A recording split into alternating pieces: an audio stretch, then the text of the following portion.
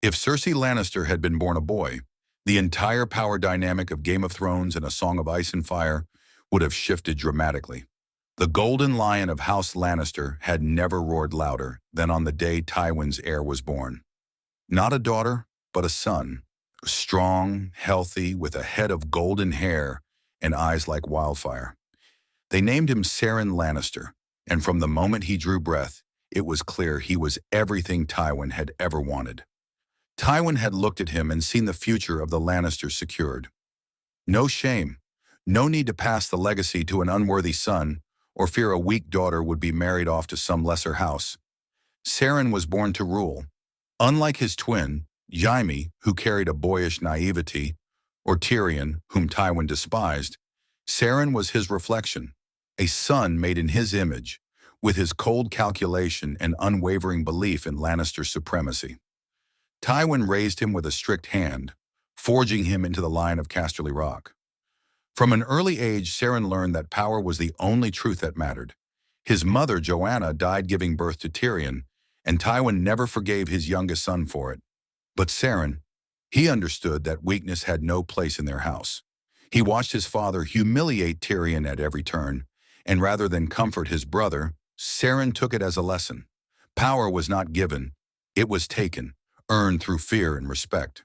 When he was 8, he witnessed Tywin flay the reins of Castamere, watching as his father reduced an entire noble house to nothing but ashes and corpses. Saren did not flinch at the sight. Instead, he asked how Tywin had known it was the right moment to strike. Tywin smiled for the first time in years and told him, "A lion does not ask permission to rule, my son. He simply does." From that day on, Saren swore he would never ask for anything. He would take it. Saren Lannister grew up knowing he was meant to rule. From the moment he could speak, he was trained in diplomacy, war, and the art of deception. Unlike his brother Jaime, who loved the thrill of battle but cared little for politics, Corrine understood that war was not won on the battlefield alone. It was won in whispers, in alliances, in knowing when to strike and when to wait. By the time he was 10, he could recite the histories of every great house, their banners, their weaknesses. By 13, he had learned to command men twice his age. When he sparred with Jaime, he did not fight to win, but to control.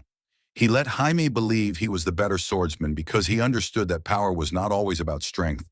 It was about perception. Tywin saw this and was pleased. Saren was not just his heir, he was his legacy. When Saren turned 15, Tywin took him to court in King's Landing, presenting him before King Aerys II, the Mad King. While Jaime trained to be a knight, Saren studied the game of power. He watched how Aerys ruled with paranoia and madness, how his father concealed his contempt behind a mask of loyalty. He saw how Varys whispered in the shadows, how Rhaegar Targaryen moved like a man who bore the weight of a dying dynasty on his shoulders. Saren understood then that House Targaryen was crumbling, and when the time came, the Lannisters would be the ones to take the throne. But first, he had to eliminate any obstacles in his way. Saren Lannister learned early that loyalty was just another word for control. If you wanted it, you had to buy it with fear, coin, or promises. His father ruled through dominance, breaking those who defied him, but Saren preferred a subtler approach. In King's Landing, he watched the court with the patience of a spider. King Aerys was growing more unhinged by the day, lashing out at those he once trusted.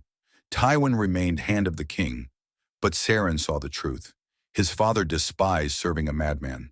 When Jaime was chosen to join the King's Guard, Tywin was furious. He had lost his second son to a white cloak, leaving only Karen as his heir. Saren, however, did not rage. He saw the opportunity. "Now, Jaime is bound to the throne," he told his father in private. "But I am not." Tywin narrowed his eyes, understanding the implication. Jaime belonged to the king, but Saren belonged to the future. As he moved through the court, Saren made allies of those who mattered. He whispered to the merchants, befriended the gold cloaks, and ensured that House Lannister was the true power behind the throne, even if Aerys didn't realize it yet. He flattered Rhaegar, kept an eye on Varys, and made sure that the queen, Rhaella, feared what would happen if her son did not secure his rule. When Robert's rebellion began, Saren did not waste time mourning the old order. He advised Tywin to wait. Let the war bleed the realm dry, and when the moment was right, they would strike. And when Eris called for the heads of the women and children of the noble houses, Saren did something his father never would. He gave Jaime permission. "Do it," he told his twin. "Kill the mad king before he burns us all." Jaime hesitated only for a moment before nodding. When Jaime Lannister plunged his sword into Eris's back, Saren watched from the shadows, already thinking of what came next. Jaime Lannister emerged from the throne room drenched in blood, the Mad King's final words still echoing in his mind. "Burn them all." But the fire had died with Eris, and in its place there stood Saren Lannister, calm, calculating, and already preparing for the next move.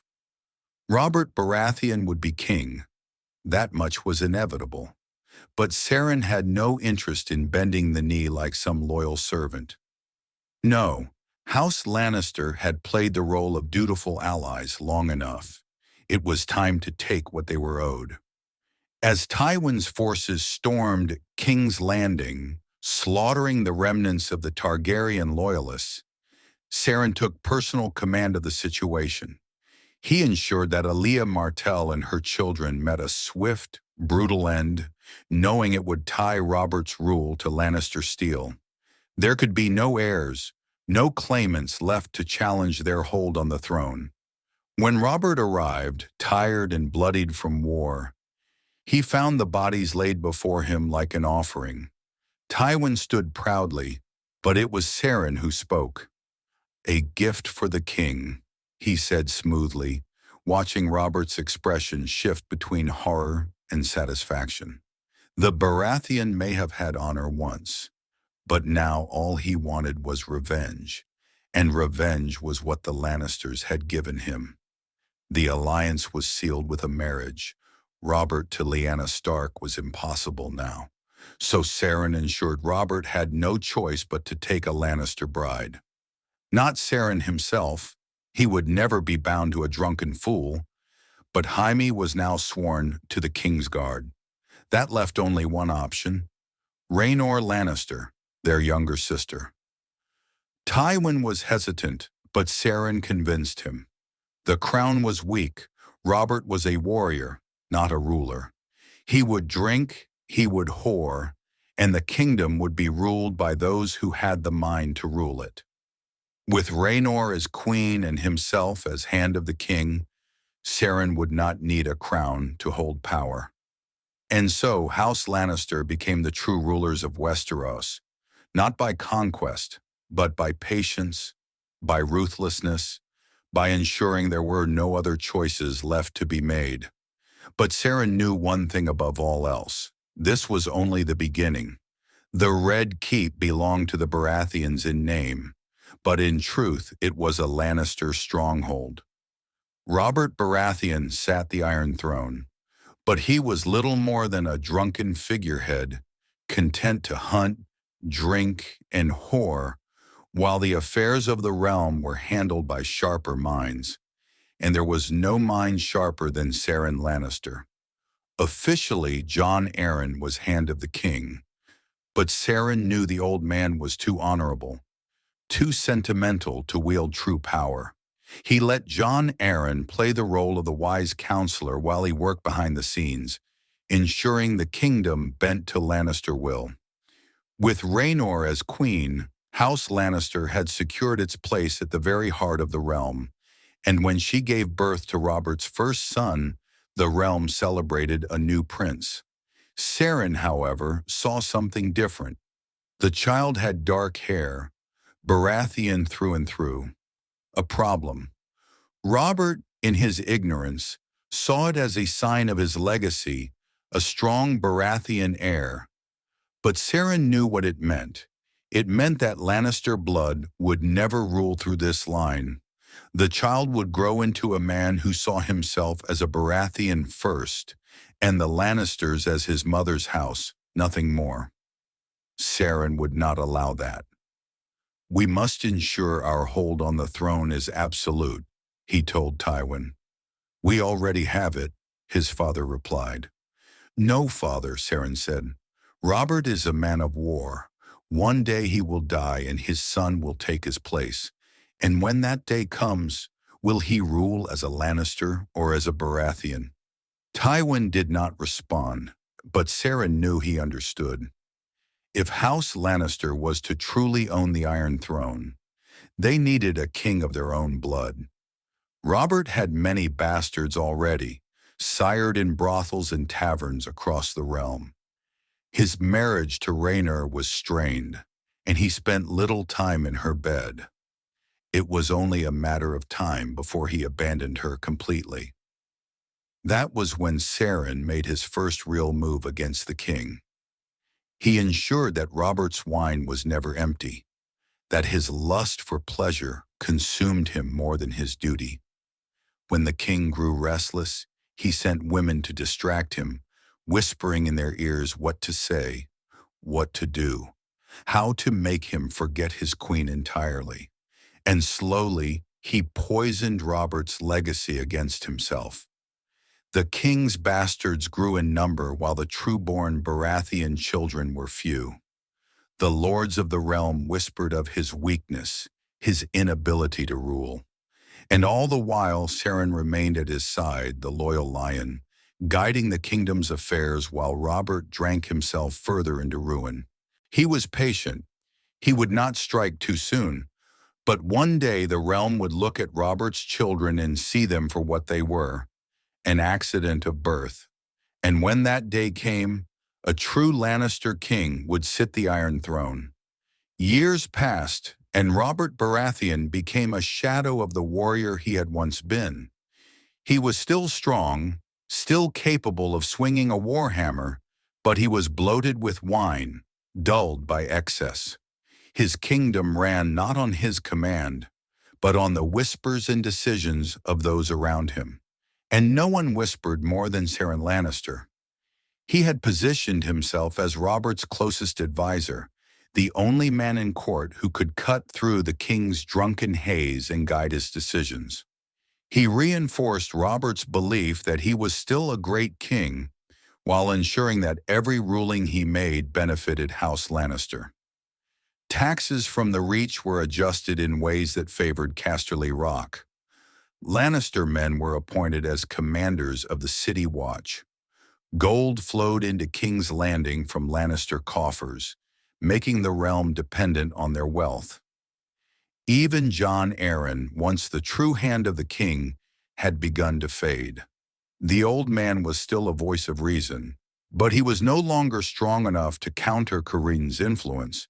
But power was not enough, not yet. Robert still had his heirs, true-born Baratheon boys with black hair and blue eyes, and as long as they existed, the realm would remain in Robert's bloodline, not the Lannisters. Saren had considered many options. Assassination was too obvious. Poisoning a prince could turn the realm against them. There had to be a way to erase Robert's line without bloodshed, without suspicion. And then Jon Arryn discovered the truth. Saren had not accounted for the old man's stubborn sense of honor. Jon Arryn had looked too closely at Robert's bastards, had seen too many dark-haired children in the streets of King's Landing. He had put the pieces together and realized the truth. Robert's children were his alone, every single one, which meant that if Robert's true-born sons had Lannister blood, they would not have Baratheon features, which meant that Robert's children were not his at all. For the first time in years, Saren had made a mistake. He had been so focused on securing power that he had overlooked the simplest detail, one that Jon Arryn had now uncovered. Saren did not wait for Jon Arryn to act. The old man was already seeking answers, speaking with Stannis, considering the implications. If he told Robert, if he spread the truth, everything Saren had built would crumble. So Jon Arryn had to die. The poison was swift and untraceable, a quiet end for an honorable fool. But Saren knew the death of the hand of the king would raise questions. He needed a distraction, something to send the realm into chaos before anyone looked too closely at why Jon Arryn had been killed. And that distraction arrived in the form of Eddard Stark. Eddard Stark arrived in King's Landing like a wolf stepping into a lion's den, honorable, stubborn, and completely unprepared for the game being played around him. Saren watched him closely as he knelt before Robert, accepting the title of Hand of the King with quiet reluctance. He saw the way the Stark Lord frowned at the excesses of the court, the way he distrusted the whispers of courtiers and spy masters. And most importantly, he saw how Ned Stark carried the same curiosity that had gotten Jon Arryn killed. Saren did not fear him. Eddard Stark was a man of the North, raised to believe in justice, in honor, in truth. And that was precisely what would destroy him. The moment Stark began asking about Jon Arryn's final days, Saren knew how this would play out. He could not stop Ned from learning the truth. Robert's bastards were everywhere, and the man had eyes too keen to ignore them. But he could control what happened when he did. The game was already in motion. Saren had already planted doubts in Robert's mind, feeding his hatred of the Targaryens, whispering about the threat of Daenerys and Viserys across the narrow sea.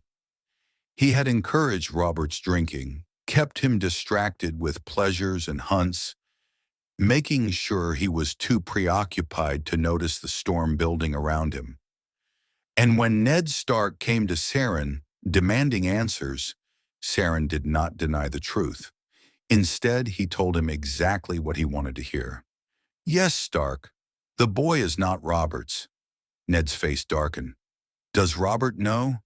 Number, and he never will." Ned's hands clenched into fists.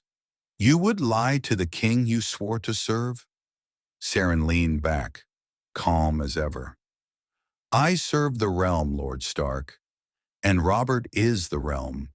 If he learns the truth, he will kill Rhaenor. He will kill her children.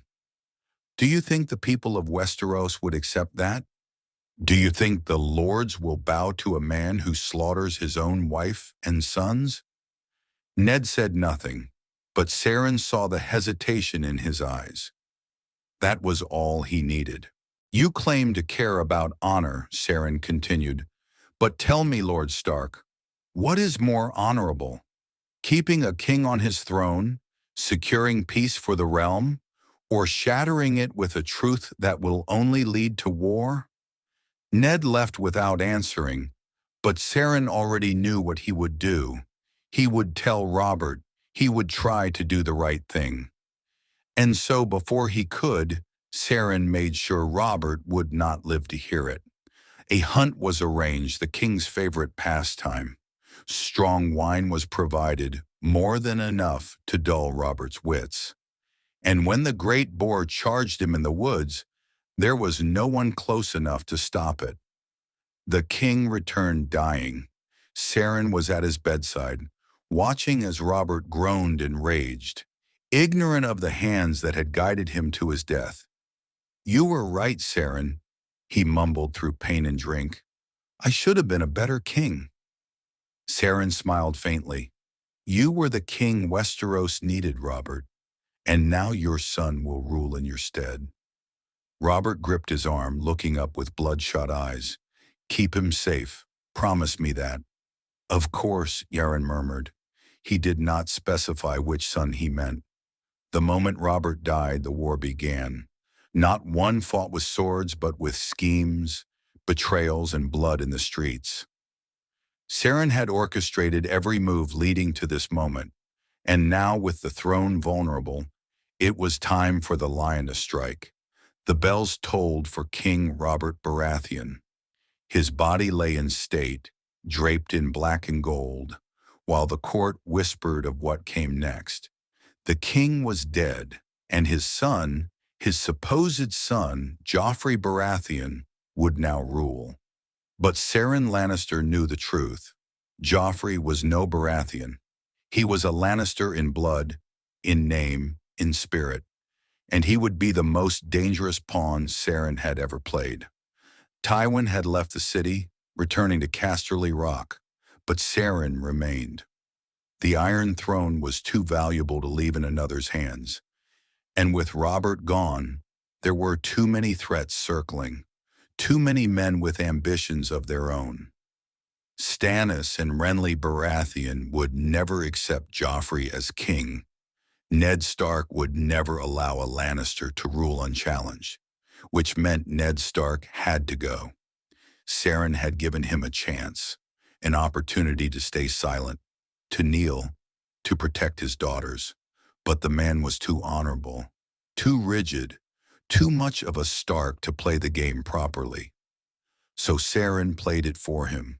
When Eddard Stark gathered his men, preparing to declare the truth, he was met with the gold of the City Watch. Janos Slynt, a man whose loyalty had been bought long ago, turned on the Stark men, cutting them down before they could even draw their swords. Ned was dragged before the throne, beaten, bloodied but unbroken. Joffrey, eager to prove himself, demanded his head. Saren stepped forward, calm as ever.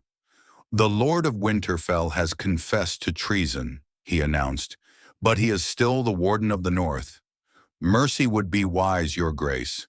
Send him to the Wall, and the realm will see you as a just king." It was not mercy that motivated him. It was strategy. Ned Stark alive meant leverage. Against the North, against Stannis, against anyone who would challenge their rule. But Joffrey was not Tywin. He was not even Saren. He was his mother's son, vain, impulsive, desperate to prove his power. "Bring me his head," the boy king shrieked. For the first time in years, Saren felt his fingers clench into fists. The fool had ruined everything. Sansa Stark screamed as her father was dragged to the block. The executioner's sword fell, and in one stroke, the war was inevitable. The North would rise. Stannis would declare himself the rightful king. Renly would not be far behind. And Saren Lannister, the man who had guided the realm from the shadows, now found himself facing a kingdom on the brink of war. No matter. War was just another game, and Saren never played to lose. The war came like a storm. Robb Stark, the boy who would be king, marched south with an army of Northmen, banners raised in fury for his father. Stannis and Renly both laid their claims, turning the Baratheon brothers against each other.